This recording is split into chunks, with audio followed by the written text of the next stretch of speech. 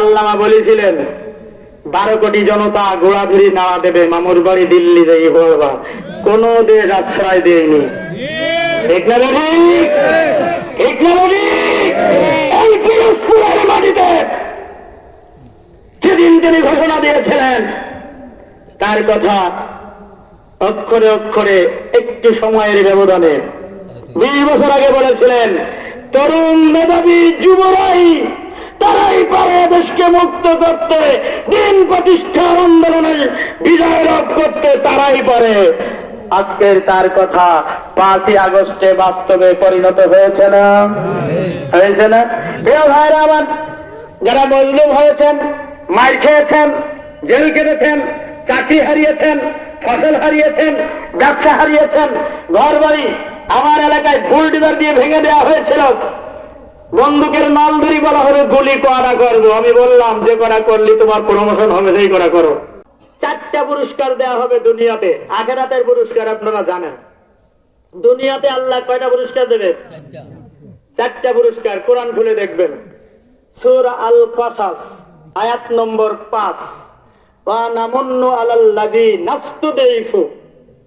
রব্বুল আলামিন বললেন, তোমরা যারা মজলুম, মার খেয়েছো, জেল খেটেছো, নাস্তুদাইফু ফিল আরদে, এই জমিনে কোণঠাসা করা হয়েছে, চাকরিচ্যুত করা হয়েছে, তোমাদের নাতিপুতি সন্তানদেরকে ফার্স্ট ক্লাস ফার্স্ট হওয়ার পরেও চাকরি দেওয়া হয় নাই।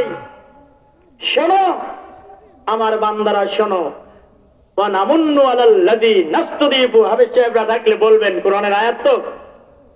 ওয়া নামুন্নু আলাল্লাযী নাস্তুদাইফু ফিল আরদ, এই জমিনে যাদেরকে দুর্বল করে রাখা হয়েছিল, কণ্ঠরা করে রাখা হয়েছিল, আমি আল্লাহ তাআলা ওদের উপরে রহমত নাজিল করব। সুবহানাল্লাহি বিহামদি। আল্লাহ যদি রহমত নাজিল না করতেন, এই জায়গায় বসারও সুযোগ আমরা অনেকেই পেতাম না। কি বলেন? হাড় গোশত দূরিটা ঘাড় বেডে মাটি হয়ে যাওয়ার কথা।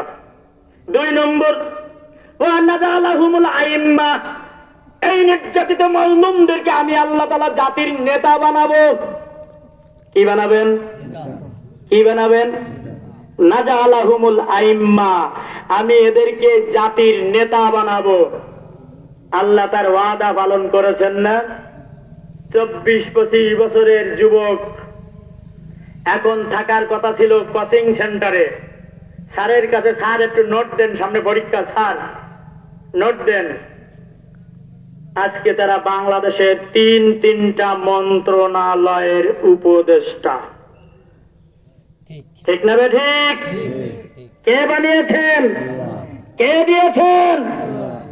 এই জালিমের জুলুমের অত্যাচারের পুরস্কার হিসেবে মাজলুমদেরকে আল্লাহ তাআলা জাতির নেতা বানিয়ে দিয়েছেন। আসিফ মাহমুদ, নাহিদ ইকবাল, মাহফুজ আলম, আজকের এই তরুণ ছাত্রদের কাছে 58 বছরের সচিবরা ফাইল নিয়ে পাই, স্যার স্যার স্যার, শুধু বলে জি স্যার, ইয়েস স্যার, জি স্যার, ইয়েস স্যার, বলে কিনা? বলে কিনা? ওয়া নাজালাহুমুল আইম্মা, আমি ওদেরকে জাতির নেতা বানাবো। আল্লাহ বানাইছে কিনা? বানাতে পারে কিনা? ওয়া নাজালাহুমুল ওয়ারিসিন, 3 নম্বর পুরস্কার আল্লাহ বললেন, আমি ওদেরকে এই জমিনের ওয়ারিস বানাবো। বানাচ্ছেন না? অনেক রকম ষড়যন্ত্র, বিচার বিভাগীয় কু, সামরিক কু, কখনো বা আনসার কু, কখনো বা রিকশার বাহিনী দিয়ে কু, কখনো বা গোপালগঞ্জের খতিব দিয়ে কু, বিভিন্ন রকম কু করা হয়েছে। কিন্তু আল্লাহ বলেছেন, বলুন তো, যারা ওয়ারেসদের নাম প্রস্তাব থেকে মুছে দেওয়া যায়? প্রস্তাব থেকে মুছা যায়? কেউ যদি ঘুষ দিয়ে মুছেও দেয়, আইন আদালতে সালিশে গেলে এবার পাবে কিনা? পাবে না। আবার আল্লাহ তাআলা তাই বলেন, নাজালাহুমুল ওয়ারিসিন, যতই কু করো না কেন, একবার গেজেট প্রকাশ হয়ে শপথ যখন নিয়েছে, যতক্ষণ অন্যকে দলিল করে না দেবে, অন্যের কাছে লিখে না দেবে, ততক্ষণ ওয়ারিস। ঠিক না? ঠিক। আমার জমি পৈতৃক সম্পদ যদি আমি কারো লিখে না দেই, আমার এই ওয়ারিসি সত্য মালিকানা কেউ নিতে পারে? আমি ওদেরকে জাতির ওয়ারিস বানিয়ে দেব। আল্লাহ বানিয়েছেন না? নুমাক্কিনু লাহুমুল আরদ, 4 নম্বর পুরস্কার আল্লাহ বললেন, ওয়া নুমাক্কিনু লাহুমুল আরদ, আমি আল্লাহ তাআলা এই জমিনের বাদশাহী দেব। কার কথা? কার কথা? নমুনা কিছু বোঝা যায়? নমুনা বোঝা যায়? আল্লাহ তাআলা যে বাদশাহী দেবেন তা বোঝা যায়? বোঝা যায়? প্রিয় ভাইরা আমার, যে কাম করার কারণে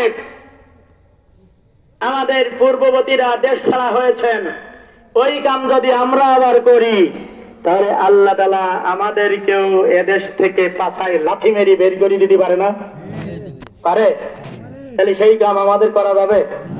আন্নাল আরদা ইয়ারিসুহা ইবাদিয়াস সালিহুন, আল্লাহ নিজেই বলেছেন নেককার বান্দাদেরকে আল্লাহ জমিনের মিরাসি সত্য দান করবেন, খেলাফত দান করবেন, ঠিক কিনা? আর আমি যদি সাদাবাজি করি, আমি যদি আকাম করি, আচ্ছা সাদাবাজি করা, জোর করি টাকা নেয়া, এগুলো কি সৎ বান্দার কাজ? এ কি সৎ বান্দার কাজ? জোরে কোন, এটা কি সৎ বান্দার কাজ? নেককার বান্দার কাজ?